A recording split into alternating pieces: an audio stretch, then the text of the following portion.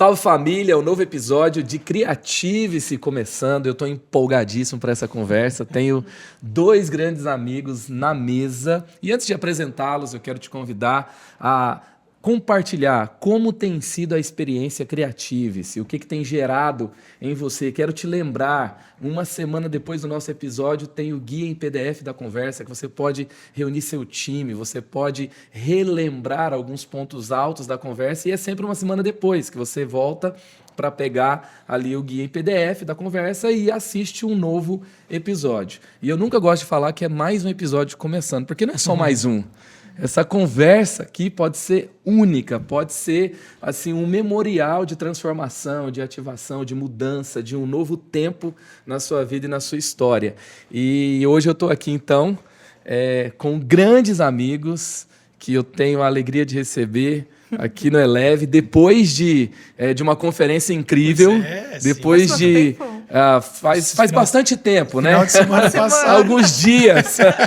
Mas o episódio não é nessa sequência, né? O episódio vai entrar em algum momento. A gente já está perto de 100 episódios de Criativos. Eu vi, cara. Muito 93 legal. já nesse momento que a gente está falando aqui agora. O Gabriel ali está se perguntando se eu vou falar algum número para ele depois correr atrás e colocar na sequência. Não vou falar número, Gabriel. Então vai entrar na hora que tem que entrar. Isso aí. E é isso aí. Eu tô aqui, gente, com Carlinhos Napoli, com Suelen Harner. Falei direitinho? Suelen Harner. Suelen Harner, nome de artista, assim, Sim. né? De artista. Você pensa para falar, tal, né? Vê se falou a pronúncia correta. É alto nível. São grandes amigos que têm feito um trabalho incrível ali na Igreja Evangélica Quadrangular de Curitiba, na primeira IEQ de Curitiba. São do Indelevel. Somos. Sim. Aquela banda com músicas inspiradoras. Estava ouvindo ontem Coração Ensinável. Boa. Que legal, música né? boa, gente. Que música boa. Você não ouviu? Ouça aí. Coração Ensinável. Música belíssima. O Indelevel tem quanto tempo já? Cara, a Indelevel começou só com a gente, na verdade. Você e Suelen. Aí a gente Na depois... verdade, nós montamos um coral, né? Que tinha 75 pessoas. Daí a gente montou por uma banda. Daí a gente Que ainda caminhou não pra essa era banda. Indelevel, assim, né? Mas assim... uns 3, 4 anos, aí depois depois- disso, a gente... O primeiro álbum da Indelevel eu gravei sozinho, na verdade. Nós gravamos sozinhos, né? Falo gravei sozinho porque eu gravei todos os instrumentos. Todos os instrumentos. Você toca todos os instrumentos? A bateria não. Bateria foi programação. Mas ele toca a bateria também. Mas aí depois a gente foi montando a banda. Eu acho que então desde 2014, 2016, mais ou menos. Tem quase 10 anos aí. Você estava ali na igreja, o músico que faltava você cobria. Ah, cara, igreja pequena, né? Quando eu morava em Criciúma, igreja pequena foi onde faltava gente, ia lá e aprendia a tocar. Isso é... Músico de igreja pequena, você pode ter certeza que o cara já tocou tudo que teve oportunidade. Isso é muito legal. Muito legal. Daí depois a gente foi montando a banda mesmo, entrando os membros. Hoje o Ed e o Gabi, que estão com a gente, eles estão desde o começo da Indelevel mesmo, assim. Aí depois alguns outros membros mudou, mas a gente continua com o mesmo grupo base ali. Sem número certo de anos de existência, mas há anos na jornada. Talvez assim, eu acho que como banda posso dizer que a gente tem 6, 7 anos assim como banda 6, 7 organizada. anos. Somos uma banda da igreja local, né? Fazemos escala, inclusive culto de domingo nós estamos lá amanhã. Hoje Amanhã, é sábado, né? Você foi liberado para o sábado, mas não do domingo. Então assim, a gente... Obrigado, pastor Silas, por liberar a Indelevel para ministrar no Eleve aqui. Isso Ó, obrigado. aí, a gente realmente faz parte da vida da igreja ali. Isso é muito legal, né? Não é uma banda que se formou, se organizou para o itinerante, né? Nada contra o itinerante, mas não, a banda realmente ela se organizou para poder servir a igreja e aí, consequentemente, a gente compõe, grava e tudo mais.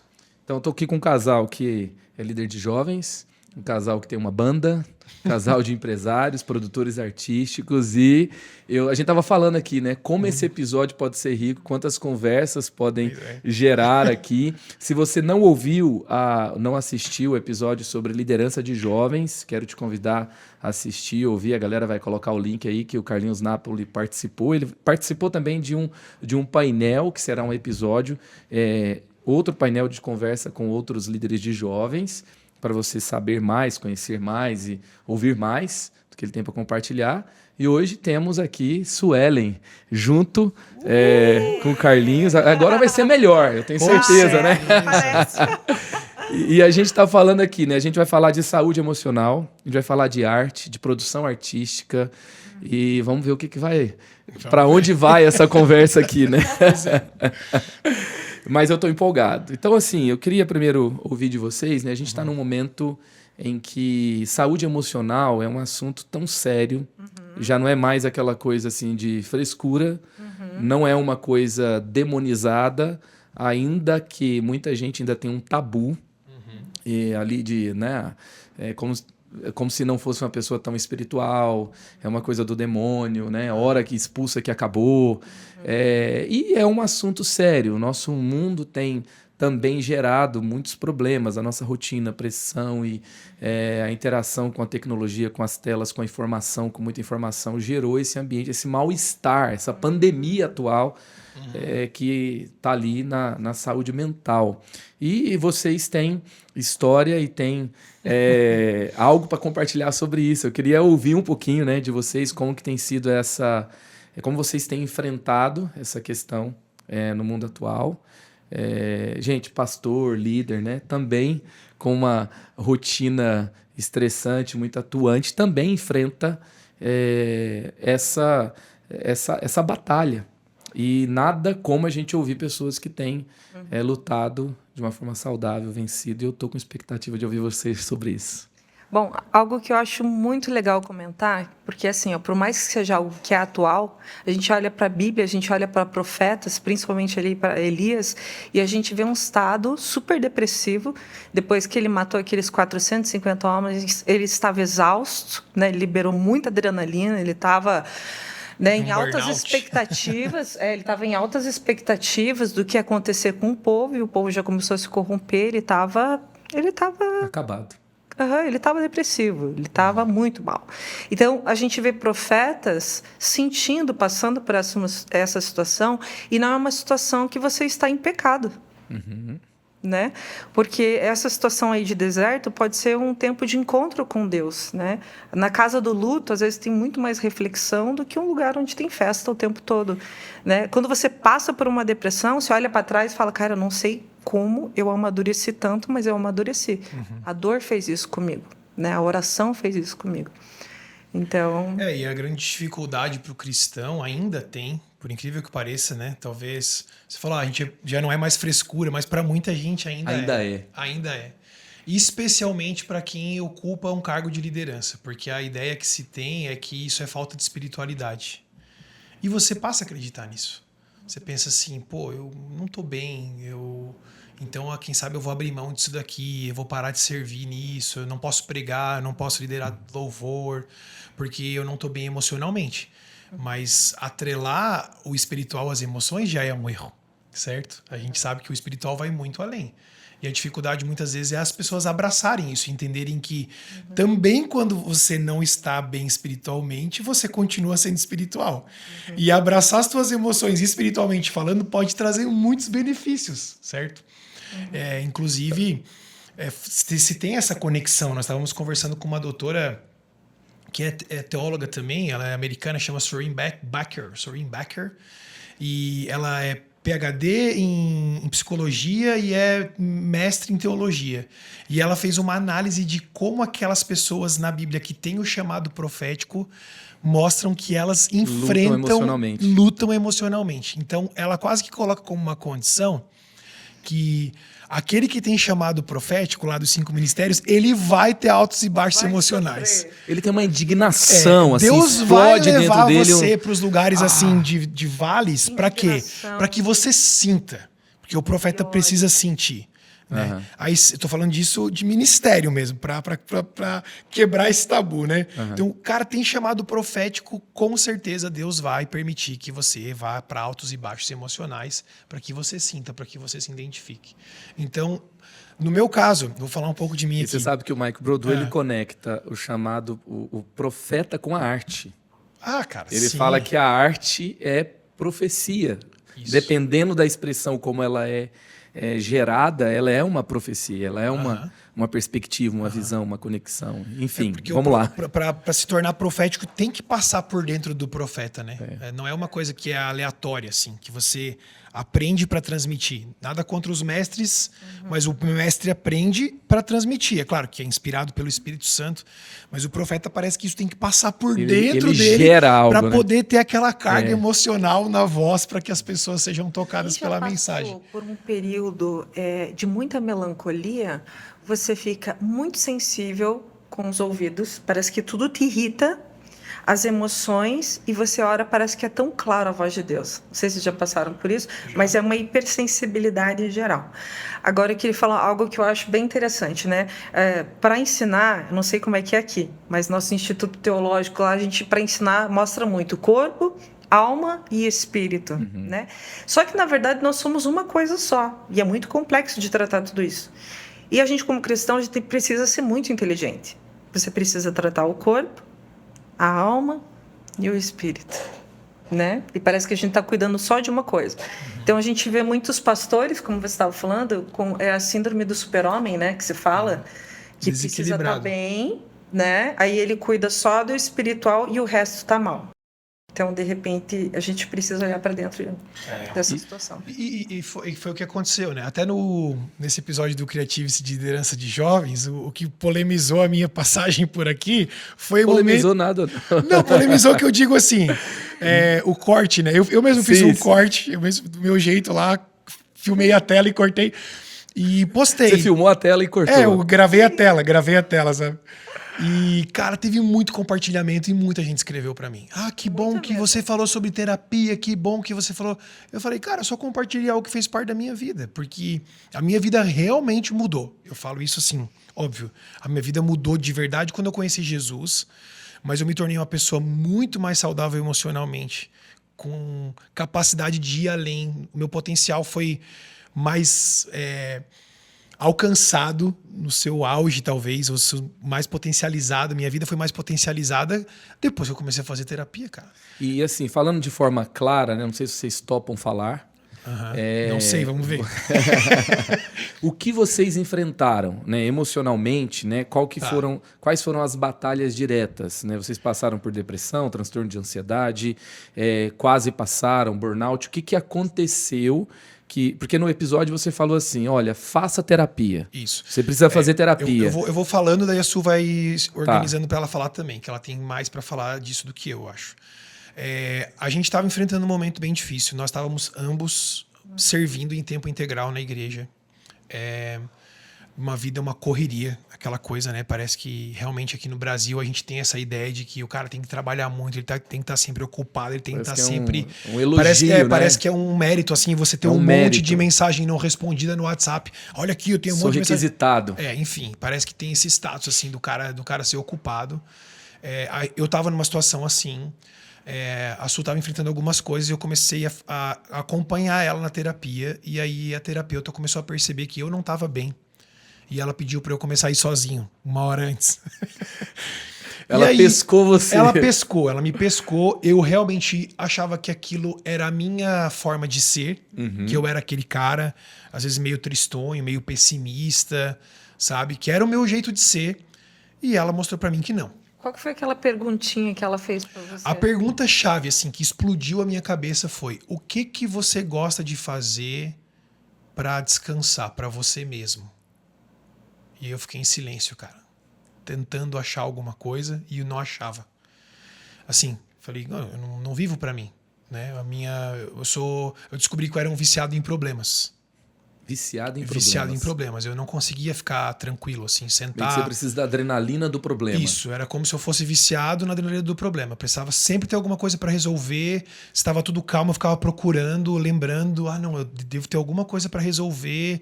Hoje eu entendo isso, na época não.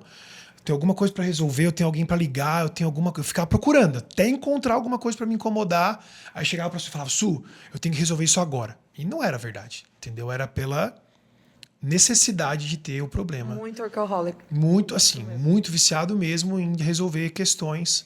E ela falou, isso daí é um quadro depressivo, né? É um quadro depressivo, a gente vai investigar, vai tratar. Então, assim, o diagnóstico da depressão nem sempre é alguém que está lá jogado numa cama, que não quer comer, que não quer conversar com ninguém. Não, é que isso é um Essa grau... atividade que você estava já era uma forma de perceber que você Na tinha verdade, uma... a minha vida estava completamente desprovida de satisfação.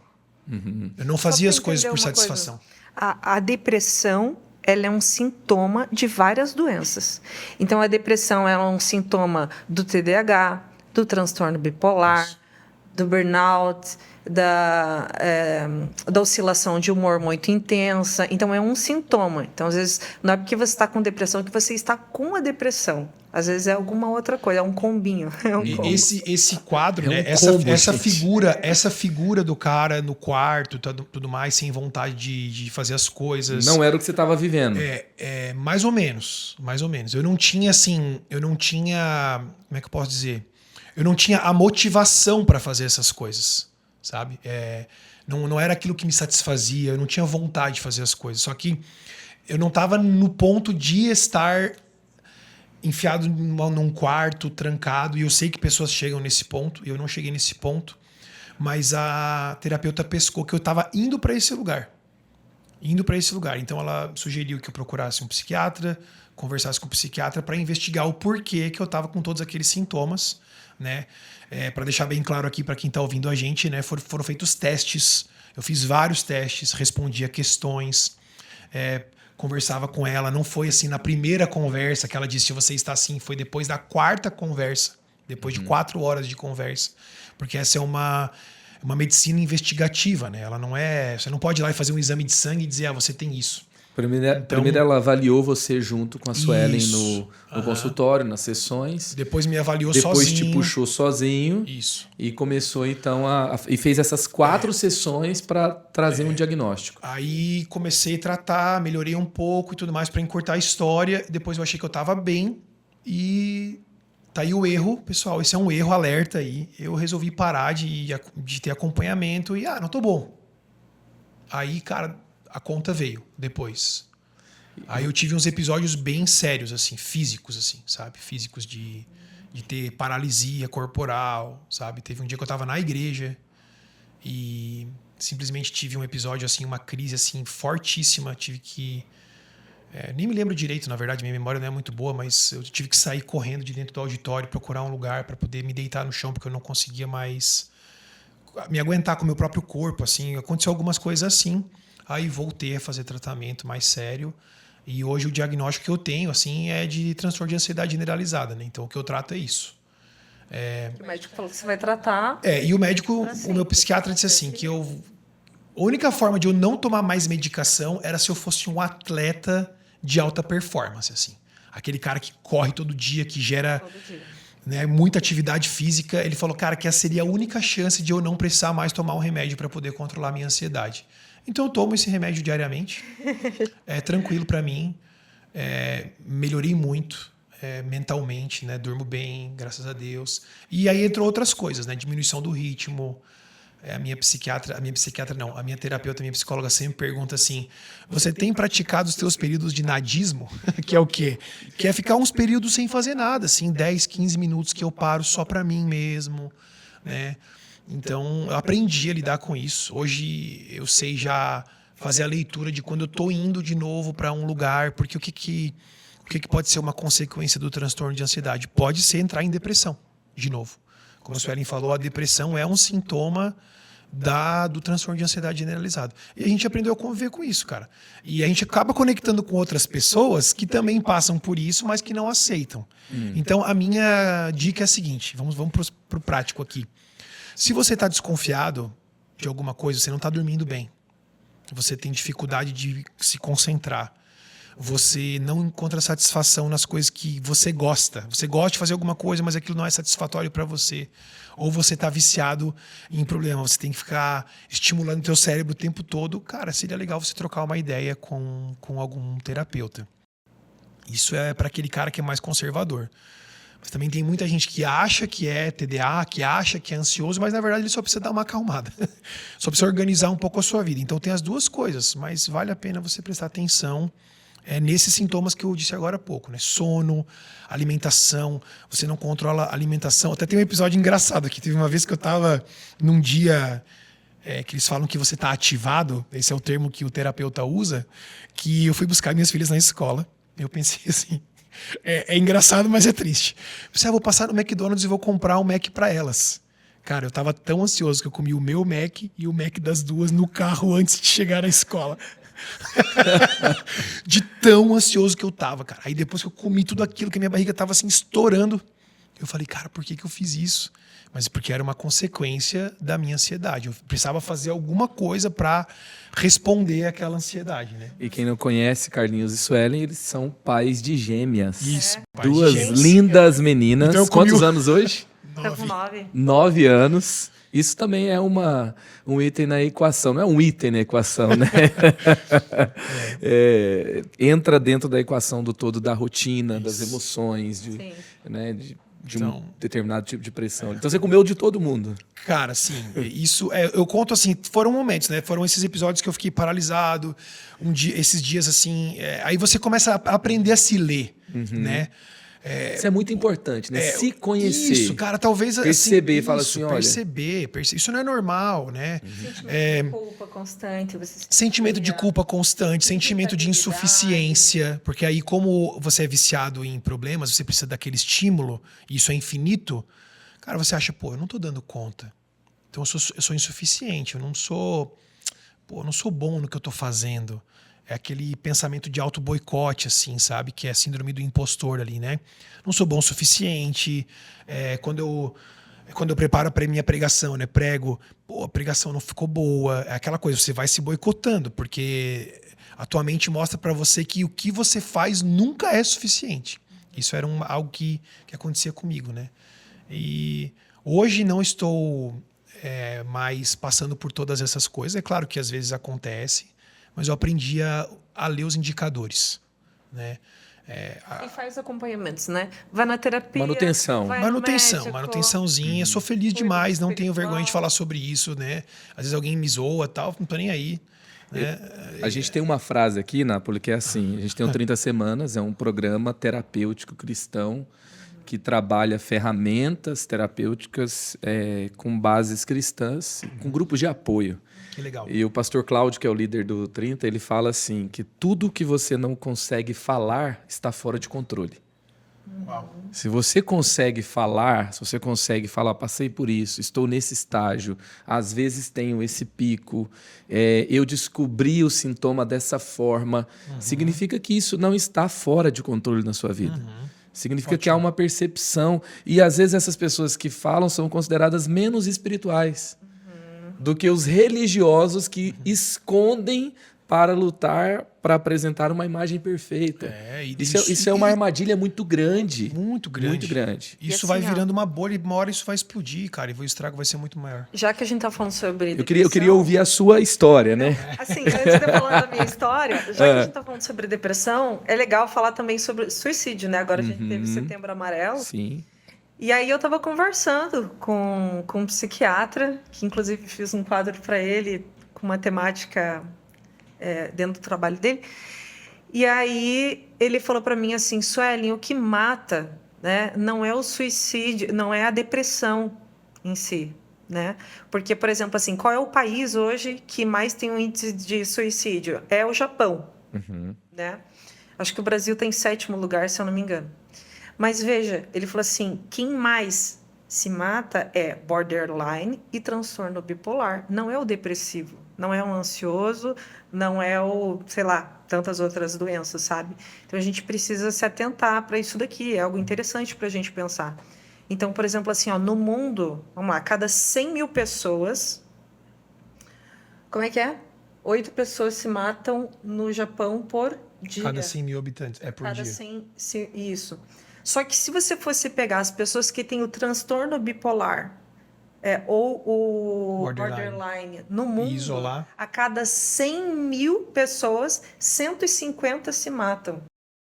Então, tipo, não é a depressão em si que vai causar mais o suicídio, a depressão de uma forma mais intensa. São essas Só que a questão é que muitas dessas pessoas, elas não sabem que tem essa condição. E aí ela não aceita, não tem orientação. Às vezes, se for cristão, mais difícil ainda, porque dependendo em qual contexto que você tá, a igreja que você tá, isso é tido como demônio, é tido como fraqueza espiritual. Essa pessoa vai se isolando, cara, e vai ficando cada vez pior. Porque o que é uma questão interessante? A cada episódio que você tem, crise emocional que você tem no sentido da enfermidade mesmo, mais profunda vai ser a próxima crise, o próximo episódio. Então eu cheguei, nesse episódio que eu tive aqui, eu cheguei nesse ponto. O próximo, ele vai além, ele vai a partir daquele. E o seguinte, mais profundo ainda.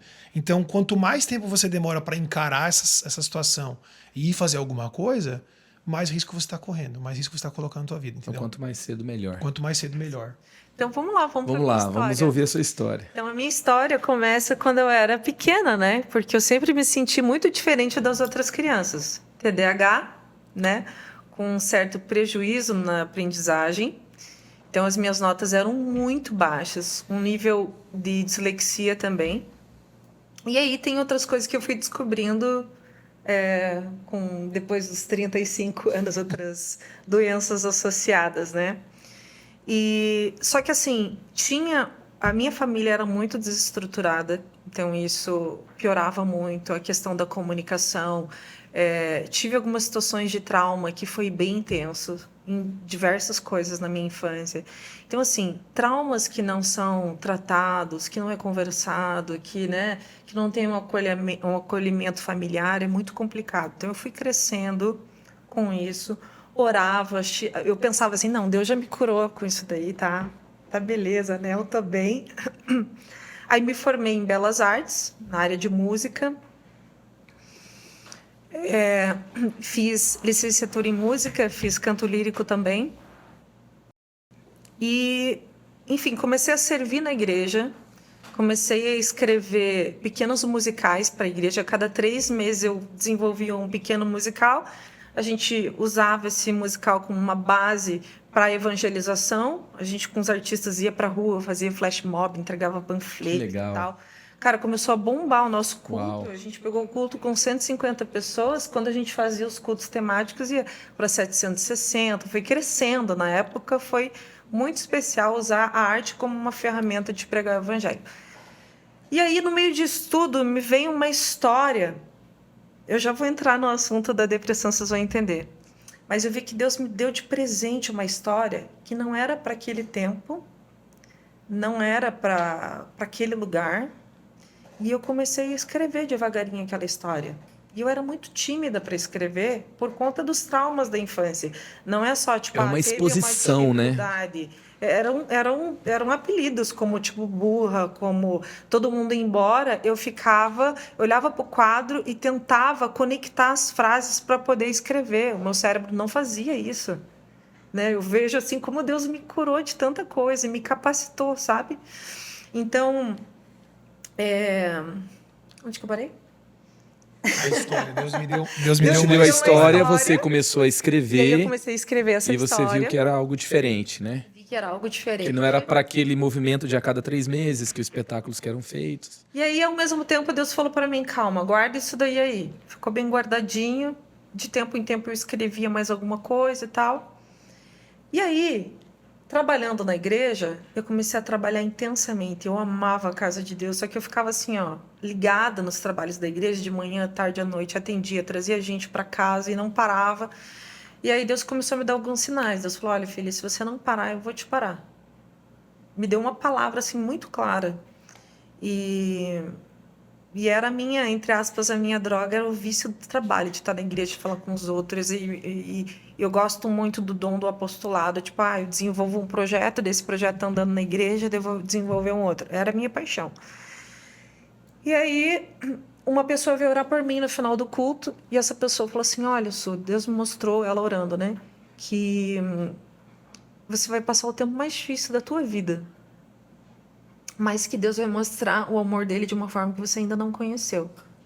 Daí, na hora que ela orou, eu falei, bem baixinho, tá repreendido em nome de Jesus. É que a gente só quer a palavra profética, que é bênção e coisa. Eu vou falar que eu passei o tempo mais difícil da minha vida.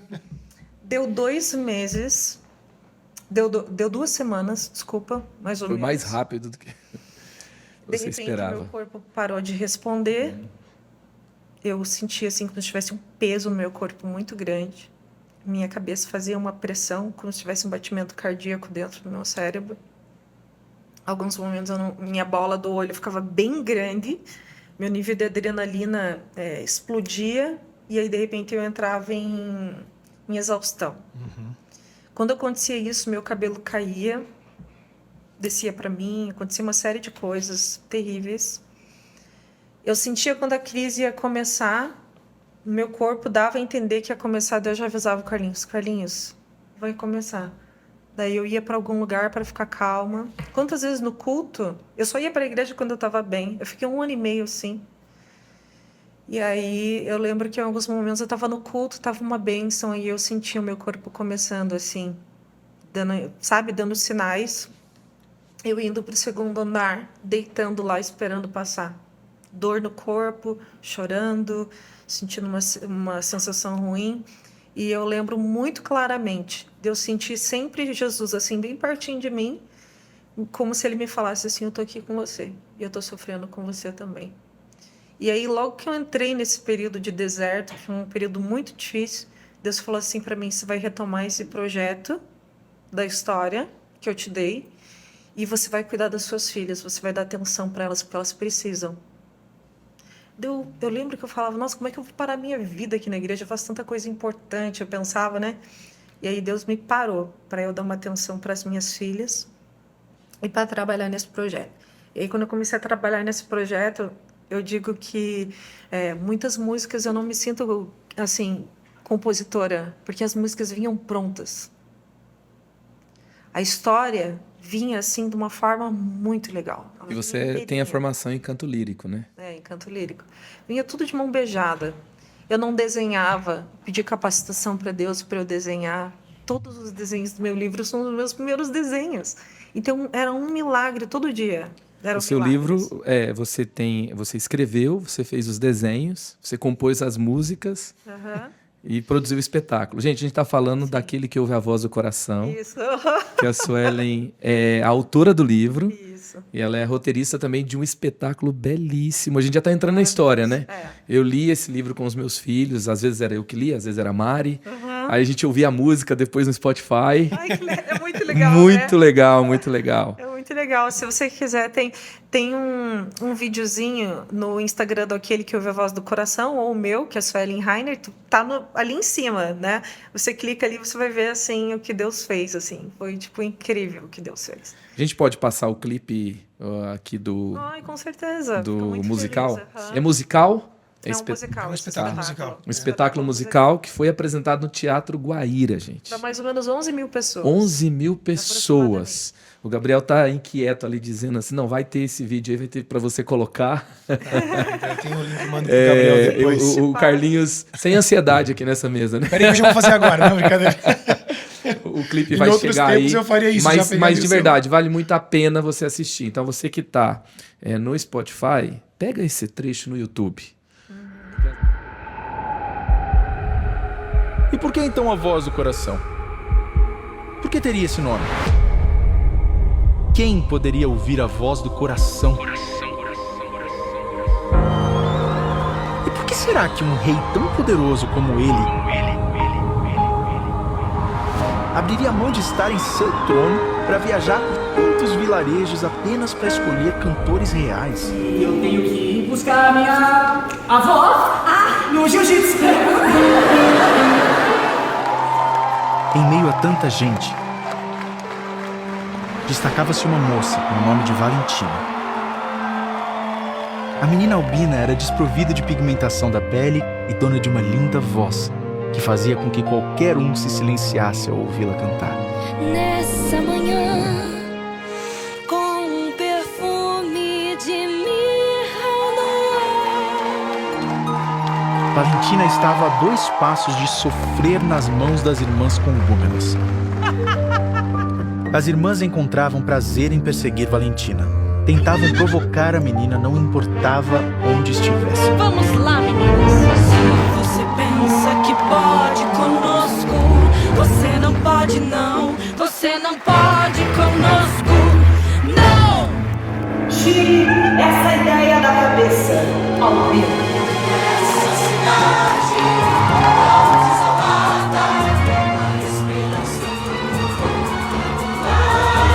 Todos cantarão e também dançarão na grande festa que acontecer.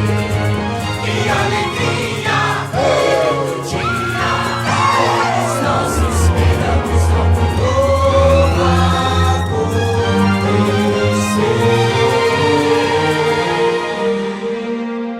Mas a hora estava por vir. A hora em que havia de nascer o Salvador de um povo perdido, que levaria corações ao arrependimento, que salvaria cada um que o aceitasse e que com suas próprias mãos os devolveria aos céus, onde é o seu lugar de origem.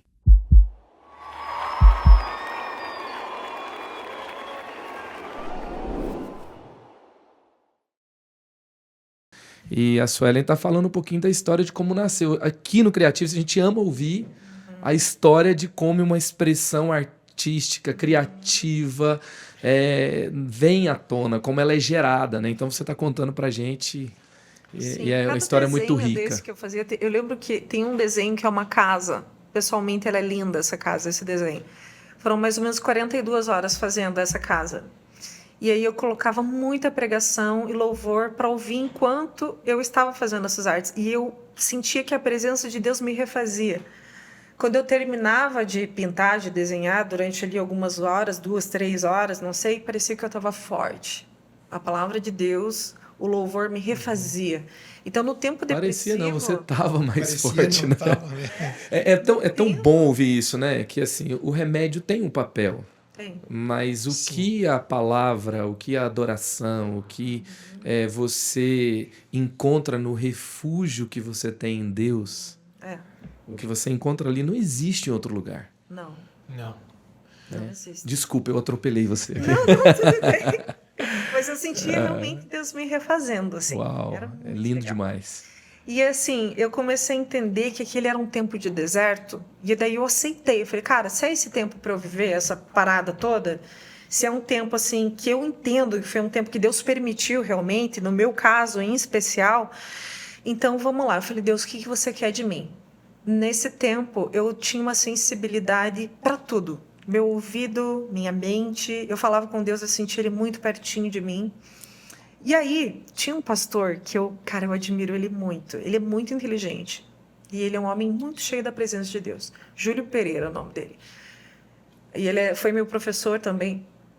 E eu fui para conversar com ele. Eu falei, olha, eu tinha notado todos os sintomas, que eram 17, que eu sofria, né? Eu falei, pastor, eu quero muito que o senhor ore por mim. Eu estou passando por isso. Eu estou sofrendo. Aí um dos sintomas é a depressão. E aí ele parou, olhou para mim, ficou me olhando por um tempo, assim. Aquele olhar que a gente fica com medo, né? Vai vir daí. O que vai vir aí? Aí ele pegou e Pessoa falou fazendo assim, scanner. Ele falou assim, que privilégio, né? Hum. Deu o quê? Daí começou a me dar vontade de chorar, não sei se era de raiva ou tipo... Que privilégio. Ele veio assim, que privilégio. Daí ele falou assim para mim, você não estava ouvindo mais a voz dele? Daí eu falei, tô. Dele, é um deserto, é o lugar do encontro, ele tá te encontrando. Daí eu só chorava. Olha isso, Daí gente, foi uma meu Deus.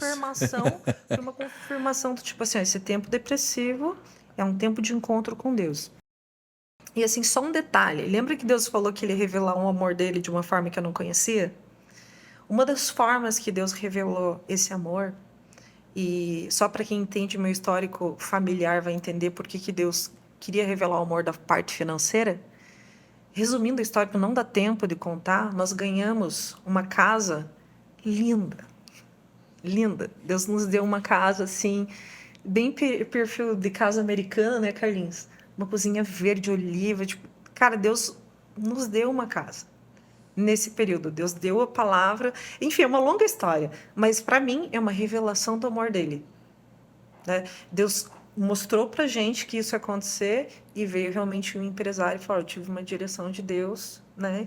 E acabou nos presenteando Que com incrível. isso. Então, assim, foi um tempo muito intenso, com muita dor física, muita dor emocional, mas também foi de muita revelação, assim, de Deus, muita presença, entendeu? Acho que para fazer o material que eu fiz, só pode ter sido pelo Espírito Santo, porque eu me senti incapaz e ele me capacitou, literalmente.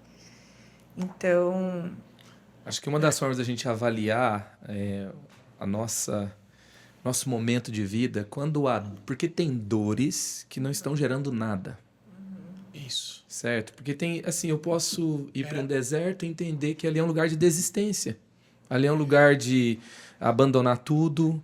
Eu já vi tanta gente, assim, que para de servir na igreja porque precisa de um tempo.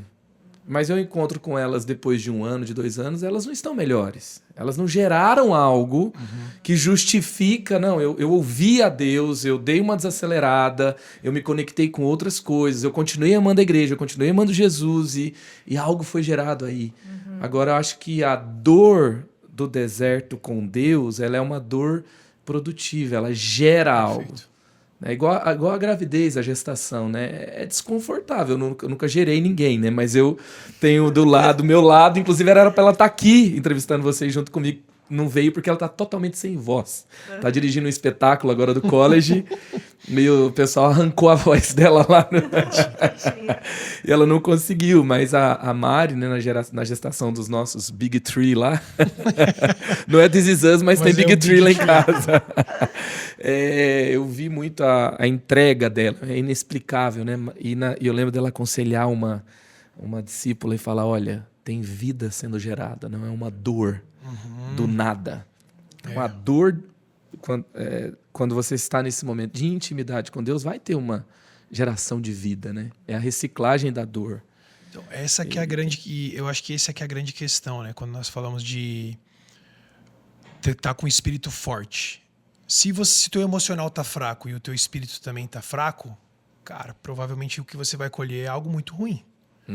Agora, se você tá espiritualmente forte e aí o teu emocional ele é afetado dessa forma, que o testemunho da sua é muito forte, então aí Deus vai pegar isso e vai tornar isso bom. Ele vai tirar proveito daquilo. Isso é uma coisa. A segunda é, muita gente ora e pede: Deus, eu quero viver a tua vontade, Senhor, me capacita. Às vezes a capacitação vem por você ser moído, cara. Entende? De você sofrer perdas. Tem muito aprendizado. As posições são da melancolia, né? Assim, provavelmente, né? A dor, ela é um tipo de matéria-prima criativa. Isso, mas é isso na mão de Deus. Isso é na esse mão ponto de que eu Deus, quero chegar. sim. A dor na mão de Deus. Escolhas certas. Porque assim, no momento de tem dor. dores que são consequências de decisões mal feitas. Erradas. Ou exatamente, de decisões erradas, né? E essa dor é culpa sua, você se colocou lá. É consequência de um erro teu. E pode ser Mas muitas vezes as pessoas fiz coisa se perguntam errada, assim, tal, e aí Deus usa aquilo ali. Mas não foi culpa de Deus. É aquela ali. pergunta filosófica assim, né? Deus, o que foi que eu fiz? Mas talvez o que você fez foi uma oração pedindo: Deus, me ensina algo. E aí Deus está te ensinando algo com aquele desafio que você está enfrentando. Então, o nosso desafio é olhar para esses problemas com um olhar espiritual e assim: Deus, o que o Senhor quer que eu aprenda no meio disso daqui? A grande questão é: lutas nós vamos ter, mas será que nós estamos aprendendo com as lutas que nós estamos enfrentando? Será que a gente está espiritualmente forte para entender o que Deus quer nos ensinar no meio dessas lutas? Aí é outra coisa. E deixa eu fazer uma pergunta, assim. Vocês, olha assim, olha aqui, gente, esse casal aqui, né? Jovens, bonitos, valeu pelo jovens. inteligentes. Valeu pelo bonito. Vocês são modelos, gente. Né? Eu fiquei assim, do seu lado, naquele último episódio, né? Ficou um hobbit, né? Do lado do Carlinhos, cara, né? Aquela presença. Ai, meu Deus, sabe? tô com vergonha aqui. Aí vocês, inteligentes, vocês não estão assim, vocês não estão passando fome em algum lugar. E olhando assim, eu vejo beleza, saúde, inteligência, conquistas, vocês têm conquistas. Qual que é um sonho de um jovem talentoso? Eu queria ter uma banda, produzir uma música, vocês têm isso. Eu queria estar numa igreja legal, fazendo um projeto com jovens, vocês têm isso. Vocês conseguiram parceiros, amigos, produziram espetáculos e tal. Então, olhando de fora, alguém pode falar assim, vocês já ouviram isso? Assim, Vocês estão chorando aí de barriga cheia. Já. Vocês não têm do que reclamar. Essa Então, conversa. Isso, ó, cara, que Vocês- bom. Como é que bom foi você isso? falou isso, Marcos, porque assim, ó, isso às vezes é uma barreira. Você pensa assim, pô, eu não tenho o direito de estar nesse lugar Olha aí. mal emocionalmente, por quê? Porque eu tenho uma esposa, eu tenho filhos, eu tenho uma vida boa, então por que eu não tenho direito de me sentir mal? Cara, isso é uma mentira. Porque o que pode ser uma luta pra mim pode não ser uma luta pra você, mas o que é uma luta pra você pode não ser uma luta pra mim. Então, eu não preciso me comparar com o outro pra saber se eu tô bem ou tô mal. Eu preciso me conhecer e olhar pra mim mesmo e saber se eu tô bem ou tô mal. Entende? Pra alguém Conquista mais não é sinal de saúde, né? e isso às vezes é Emocional, um por erro exemplo. até na liderança. Né? Já que o criativo se fala de liderança, você se tornou um pastor experiente, você se tornou alguém um pouco mais sábio. E se você realmente é sábio, você não vai olhar para a luta do outro e menosprezar a luta do outro, porque para você ela parece pequena. Porque pode ser que para aquela pessoa seja algo muito grande. Então, esses desafios emocionais que a gente enfrentou também nos fez mais empáticos com desafios emocionais e espirituais que outras pessoas enfrentam. Né? E a questão de tudo isso é o que Deus está querendo gerar em cada uma dessas pessoas à medida em que elas passam pelos desafios que elas passam. Eu acho que isso que a gente precisa aprender com a situação que a gente vive hoje, né? Até quando a Su falou ali na conferência Eleve, quem aqui tem dislexia? Uma galera levantou a mão. Quem aqui é TDA? Uma galera levantou. Então, que bom Meu que Deus. hoje isso assim não tem mais preconceito. Mas ao mesmo As tempo. pessoas são mais livres, né, para descobrir, para se expressar, para conversar com outros que passam pela mesma coisa, se expor para receber uma oração numa conferência. Mas ao mesmo tempo cara, o que Deus quer que eu aprenda com isso? Uma vez eu ouvi o Bill Johnson falando o seguinte, que o melhor momento para você olhar para o buraco da onde você saiu é logo depois que você saiu dele. Logo depois. Quando você sai desse buraco, você olha para trás e pensa, cara, eu saí desse buraco. Que daqui a pouco Porque a gente até depois, quando esqueceu você da começa a se natureza distanciar dele. desse buraco, ele fala isso. Porque depois, quando você começa a se distanciar desse buraco, você não consegue mais ver a profundidade dele. Então, a hora de você aprender é logo depois que você saiu. Sai. Uau. E é isso aí, né? A gente Boa. olhar para esse lugar de buraco que nós estamos, às vezes, ou estamos saindo, e aprender com isso. Aproveita para aprender com isso. Tem sabedoria demais aí. Será que a gente pode falar agora assim do que Deus gerou no meio de tudo isso? Era isso que eu ia falar pra você. Me Vamos fala falar desse sobre os espetáculo, me fala do Os benefícios Exatamente. que a depressão trouxe. o enfrentar e processar, né? Só uma O coisa que sobre Deus gerou no depressão, meio gente. disso Olha tudo. só. Se você tem coisas que são mal resolvidas, uma hora isso vai vir à tona. Então deixa Deus tratar, deixa Deus mexer. E quanto Se mais já cedo, um melhor, né? Isso. Se é um fator genético, vai olhar sem preconceito, né? Pode vir a depressão por tantos fatores, mas vai atrás. Em nome de Jesus. Os benefícios dessa depressão. Cara, vai irritar no YouTube, né? Os benefícios da depressão, podcast, brincadeira. Os benefícios da depressão. Não Dói faça pra isso, caramba, não. mas- Não faça isso, não. Não faça isso, não, por favor. O que a gente quer dizer aqui, né? Dentro dessa dor, a resposta Isso. que vocês deram a Deus, o que Aham. Deus foi gerando, vocês souberam, né, trabalhar esse processo de reciclar a dor. Olha só, no meu caso, quando Deus me tirou dessa depressão, que eu voltei à vida, que eu voltei a ter saúde, que eu voltei a sentir o que era alegria, que já fazia 1 ano que eu não conseguia sentir o que era alegria. Posso fazer um parênteses? Yeah. Tudo isso com acompanhamento médico, certo? Psicológico, pastoral. Assim, tudo, a gente tudo, acredita tudo. muito que Deus usou... Discipulado, oração, tempo com Deus Isso, e é terapia um e combo. psiquiatria. É um Eu queria combo, muito exatamente, é minha um cura, combo. muito. Não foi assim... Claro, a gente acredita que Deus poderia ter feito um milagre? Sim. A gente sempre orou por um milagre? Sim. Mas a transformação veio através do processo de tratamento e tal. Então, só para deixar isso bem Eu claro. fui muito proativa, eu buscava meu pastor direto. Falei, pastor, eu tô começando a passar mal agora, tá começando a dar crise. Ele tava para pregar, ele descia, me abraçava, me chama de filha e orava por mim e tal. Ele já chegou atrasado, no horário de pregar, porque ele queria que eu ficasse bem. Então, ele ficava ali comigo. Isso aconteceu, assim, algumas vezes. Uau. Então, assim, eu tive muito cuidado.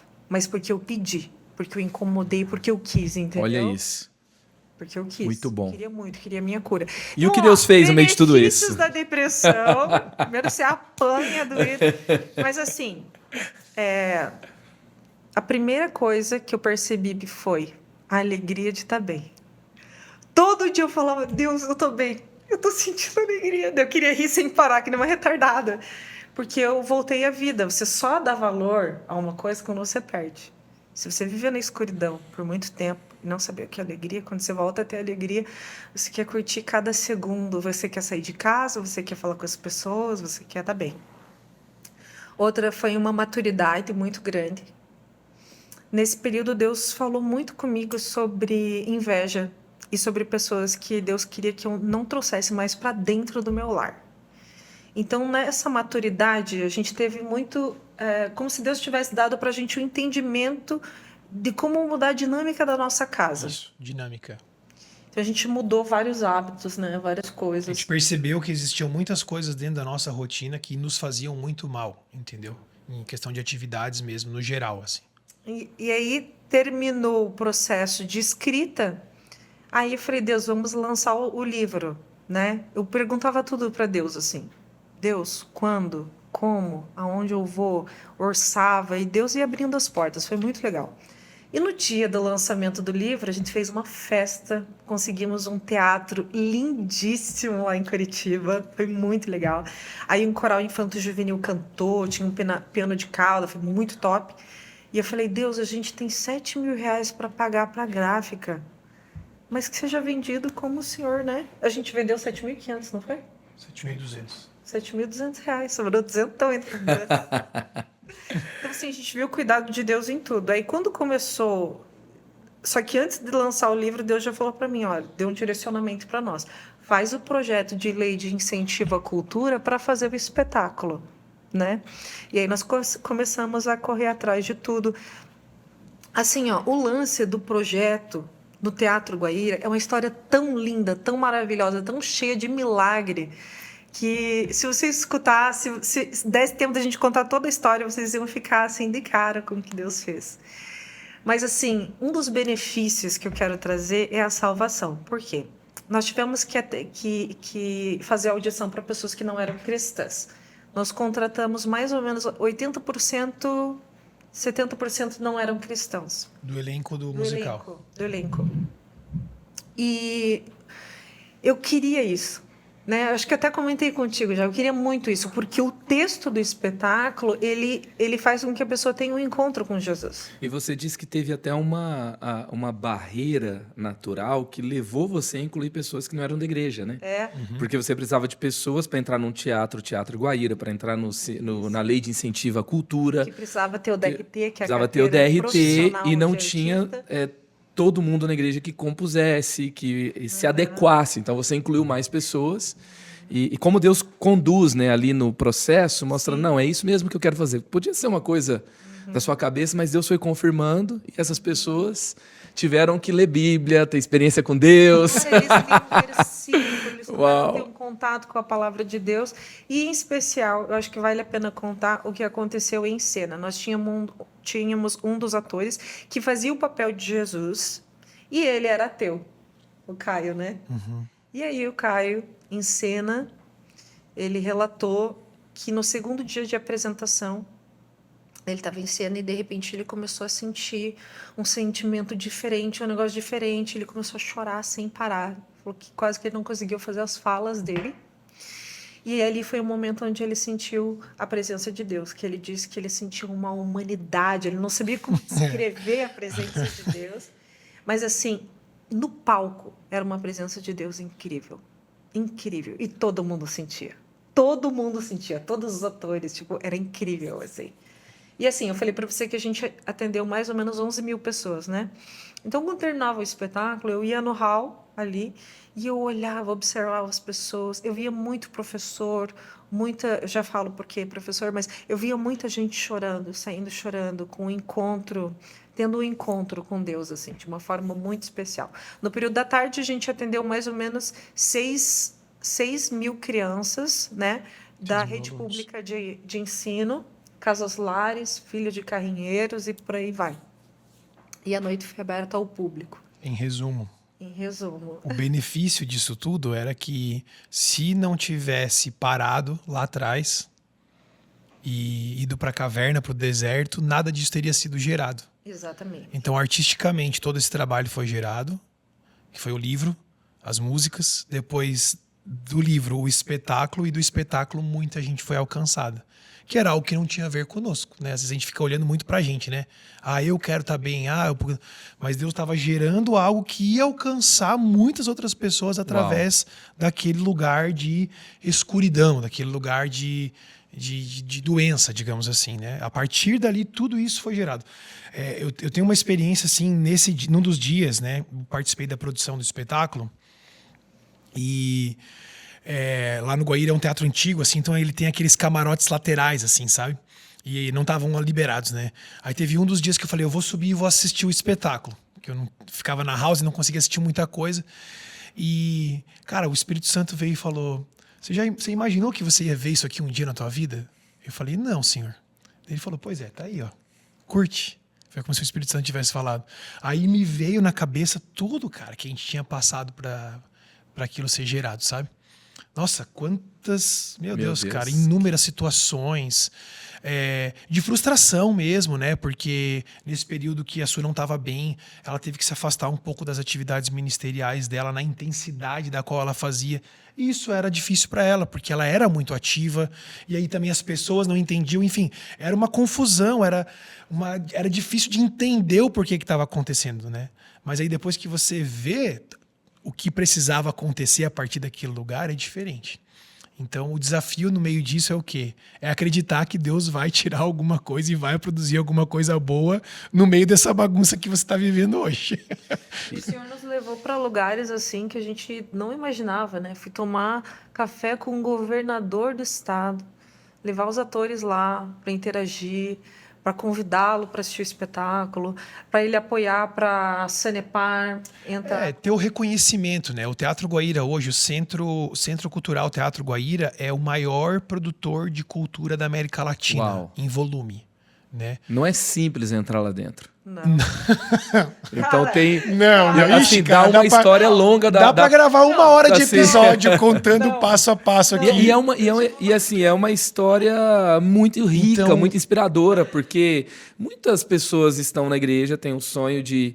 E tem um chamado para entrar nesse lugar. E o diretor do Guaíra, precisa com saber razão, o caminho, o precisa ser diretor inspirado por histórias como essa. que hoje é nosso amigo, o Cleverson, diretor do Guaíra, diretor-presidente, ele com razão olhava pra gente e falava assim, cara, vai dar ruim isso daí. Esse povo Quem são vocês, entendeu? Vou falar, a gente chegou, nós demos de presente um livro, tinha caixa de som, a gente levou donuts pra ele, mostramos o projeto. Aí ele olhou, eu juro, ele falou isso, ele falou 2 vezes. Ele falou assim, quem é você? Quem são vocês, Como é que você acha que você vai encher aqui esse teatro? Você não é famosa, você não é ninguém do governo? Ele perguntava, quem que é o cenógrafo? Quem que é o iluminador? E a gente falava, cara, é o meu amigo, era o Enfim, mas, então, ter essa aprovação, assim, sabe? Esse aval do diretor chegar pra gente dizer, cara, vocês fizeram um excelente trabalho. Eu tô impressionado, vocês estão de parabéns. Aquilo, pessoalmente, pra mim, foi a maior satisfação, assim. De um cara que tem 35 anos de carreira dentro do teatro. É um cenógrafo, assim, requisitadíssimo. Muita experiência, já produziu óperas gigantes. Chegar pra gente, assim, dizer, nossa, você foi... Carlinhos, ele falou isso pra mim, eu falo isso pra glória de Deus. Ele falou, você foi um excelente diretor-geral, você foi um excelente produtor. Você tá de parabéns. Suelen... Uma coisa que vocês nunca tinham feito, né? Não, dessa forma. Não, ele disse assim, eu nunca tinha visto uma produção independente lotar o teatro. A gente não tem ideia do que Deus pode fazer. Não, isso é tudo pra glória. momento mais inesperado que a gente glória de Deus, porque em cada etapa dos patrocínios, teve igrejas, né? A igreja Batista Alameda com o Jeff lá e o Matheus Rolim, que colocaram voluntários para cuidar da portaria, de estruturas onde a gente não tinha condições financeiras, que a gente precisava de ajuda. Deus levantou as pessoas certas na hora certa. E no final das contas, cara... Espera só uma coisa, em detalhe. Ele falou não pra gente. 2 vezes. 2 vezes. Aí depois eu fui lá e ele falou não. Aí, não por escrito, quando não não abre ao a porta, vivo. o que a gente faz? A gente arromba. Liguei para todo mundo que eu conhecia no meio do governo. Falei assim, você pode mandar um e-mail só para eu ser bem recebida? Assim. E foi assim que a gente foi bem recebido. Não entre aqui na minha sala, sente nessa cadeira. Mas assim, ó, eu tenho que honrar a Su nisso, assim. Porque quando a gente recebeu o segundo não, eu falei, Su, vamos para outro teatro. Aceita de uma vez. Tem um monte de teatro em Curitiba, pô. Vamos para outro teatro. Precisa ser esse, né? Aí ela assim, e Deus tinha mostrado para ela, foi uma palavra que foi entregue, Deus tinha mostrado para ela, ela falou, não, Deus me mostrou que tem que ser no Guaíra. Uau. Aí eu falava assim, então tá bom, se Deus te mostrou, cara, quem sou eu, né, pra ir contra? Então, quando a gente saiu com o sim, nessa reunião que ele recebeu, ele chegou assim, bom, vocês vieram aqui pra gente marcar uma data, então vamos marcar uma data. Ele abriu o livro lá, que é um livrão, assim, que tem as datas e tal, e ele colocou lá a data, era 8, 9, 10 de novembro. Vocês querem um dia? Não, vamos conseguir 3 para vocês. Aí, quando a gente saiu de lá, Claro, ligamos sério, vocês. cara, eu tremia. Eu até tenho a foto, até depois se o Gabriel quiser colocar a foto. A gente tirou uma foto saindo do teatro no dia que a gente conseguiu agendar, assim. Porque aquilo foi a porta, o primeiro passo, assim, digamos, do milagre para a produção acontecer, sabe? Então, para a glória de Deus, as coisas ocorreram de uma forma maravilhosa Porque, mesmo. assim, ó, Deus cuidou tanto dos detalhes que, assim, ó, a menina que é a protagonista começou a namorar com o quê? Com um cara da Disney, cara. É verdade. O cara ele que fez... ele é o dublador do Frozen, que canta Muitas portas se fecharam Hans. pra mim. Vamos lá, sem razão. Ele fez o Toy Story. Ele é o Andy do Toy Story. E Uau. várias outras Ele coisas. fez da até uns Disney, anime viu? aí. Daqui a ele pouco fez as uns anime. portas High da School Disney Musical. estarão abertas. Meu Deus do Se céu. Deus quiser. Mas, se não, gente, a isso é gente tão, vai. isso é tão Cena, forte, tudo. assim, o episódio 93, eu gravei com Punto, ele falou sobre as escolas que começaram a cancelar o primeiro encontro dele, a primeira conferência que ele ia falar de saúde emocional nas escolas, porque ele era pastor, porque ele não tinha formação psicológica. Por que você vai fazer aqui? A mesma pergunta que fizeram para vocês, né? Aí ele e a esposa se formaram para entrar e ter as portas abertas. Vocês tinham a formação, mas o teatro não tinha o costume de colocar gente para dentro, porque era muito concorrido e tal. E vocês encontraram o caminho, né? E o Punto fala, se o mundo quer títulos, dê os títulos para eles. Se é esse o jeito que Deus vai abrir a porta, então faça isso, porque a porta aberta vai significar o quê? Salvação, e vai significar transformação de vidas e uma história. Uma coisa é a gente ensinar assim, conscientização se você está sofrendo bullying.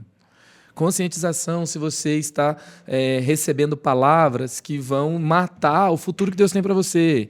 Ou ali, né, alguma forma de lidar nos relacionamentos, a questão emocional. E outra forma é uma ficção, um teatro, uma música que fala profundamente ao coração, que você dá risada, que você chora, que você se vê, e ali tem um ensino que tem uma base, um fundamento cristão, transformador. Isso entra dentro da gente e gera algo poderoso. A gente não pode ficar diante das portas fechadas observando, né? Não, então tá bom, tudo bem, né? Quem sabe não espiritualiza, né? Não é a vontade de Deus, mas Deus tem caminhos para que portas sejam abertas, a gente não pode parar aí. E quando esse diretor do teatro ali fala, né? Não, vocês arrebentaram, né? Resumindo. Cara, Não pela performance apenas, mas assim, o lugar que Deus deu para alcançar as pessoas que foram alcançadas, num lugar, um circuito cultural, artístico tão disputado, e vocês entrarem ali, isso é tão poderoso mesmo. Sim, para a glória de Deus. Para a glória de Deus, é isso aí. Foi lindo. Meu Deus. Vai ter o ano que vem, de novo? A gente está na expectativa 24? de fazer uma versão um pouco mais enxuta, né, por questão financeira, de custo mesmo, assim, e também poder excursionar, talvez, né? Tá. Ir para além de Curitiba, ir para Estamos outra procurando cidade. parceiros, estamos procurando Olha parceiros. aí, gente, você que Quer levar o foi espetáculo. tocado por essa história, estamos você que procurando assistiu, o clipe está lá, a gente passou Pastor, aqui. vamos fazer aqui um dia. Vamos fazer. Um dia na minha casa, eu recebi uma caixa, um envelope com Um convite do musical do Alto de daquele. Páscoa. Do Alto de Páscoa. Meu Deus, Você eu tem que achei vir. lindo aquilo. Eu falei, Deus, Por que eles não, né, fazem esse gente? musical? O meu texto Por que lá. não? Só pra explicar, né? Porque o Teatro Guaíra, ele tem uma estrutura muito grande. Então, assim, cenário tem que ser gigante, iluminação tem que ser gigante, porque é realmente um teatro muito alto, muito grande.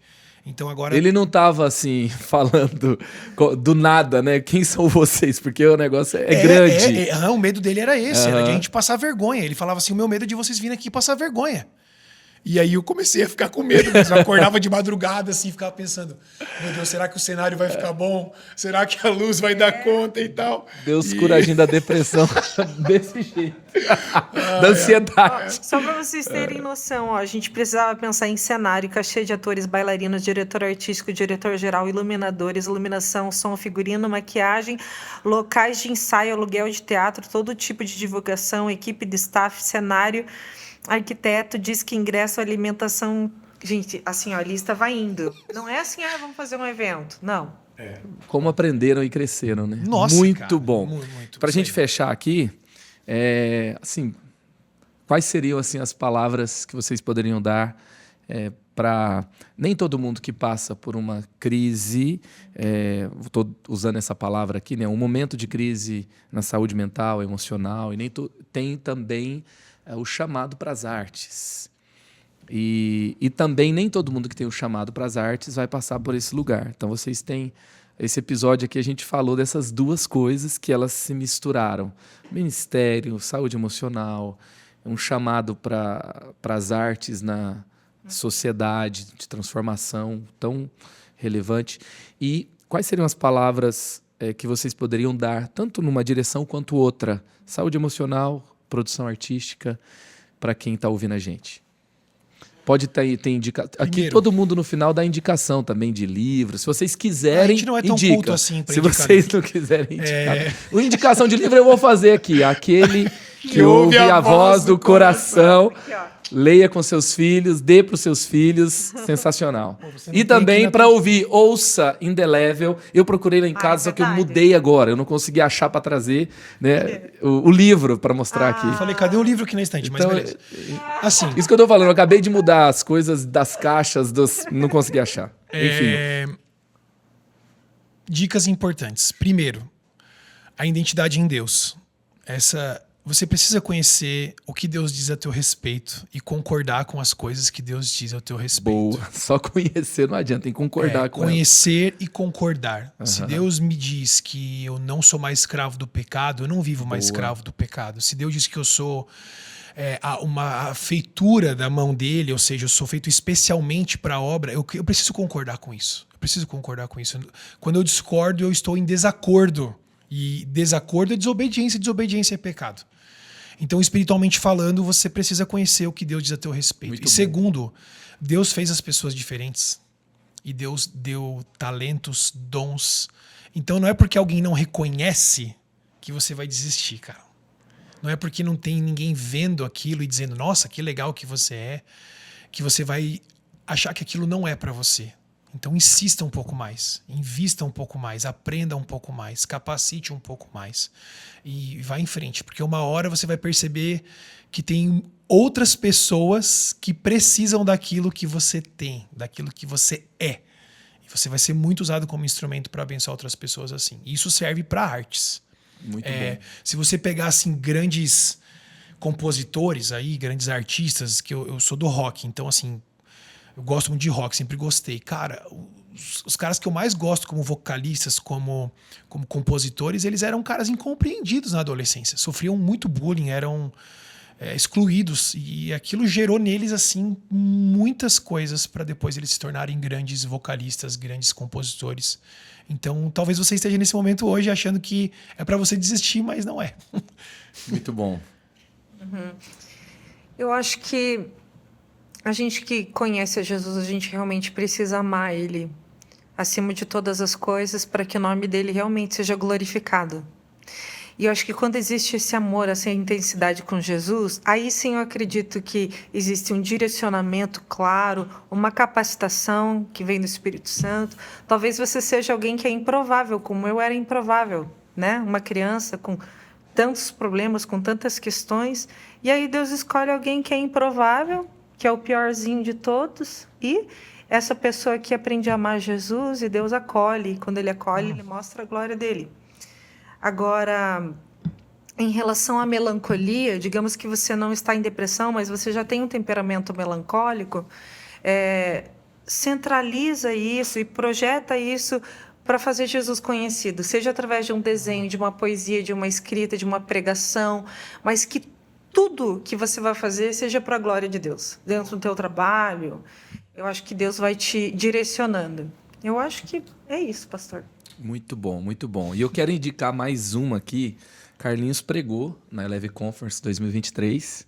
Assista essa pregação.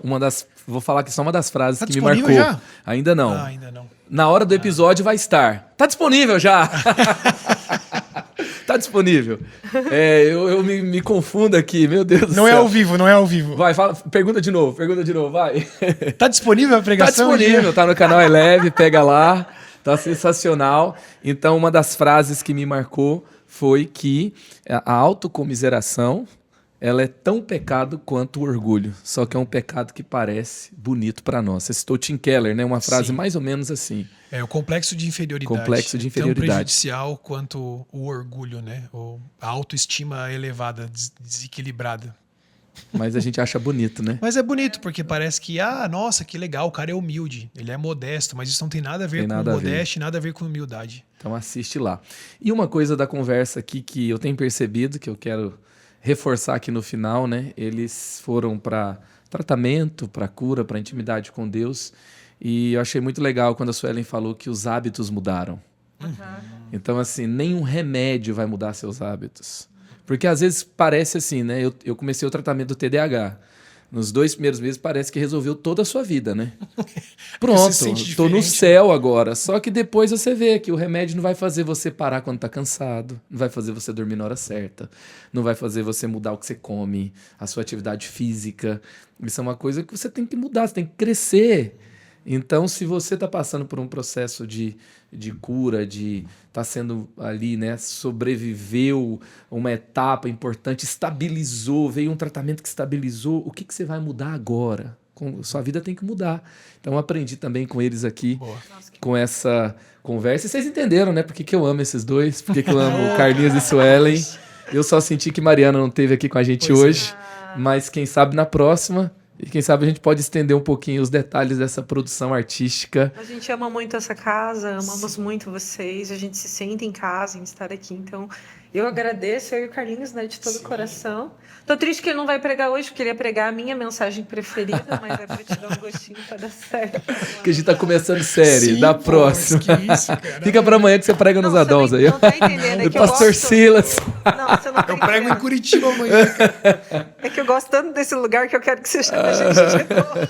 Então pronto, a próxima tem Ela quer mais. que vocês façam Eu a sei- peça. Eu sei que o repertório é longo. Eu sei que o repertório é longo, eu sei que a caixa de ferramenta aí é infinita. Então, assim, não vão faltar oportunidades. Gente, é isso aí. Criative-se. O extraordinário te aguarda em Jesus.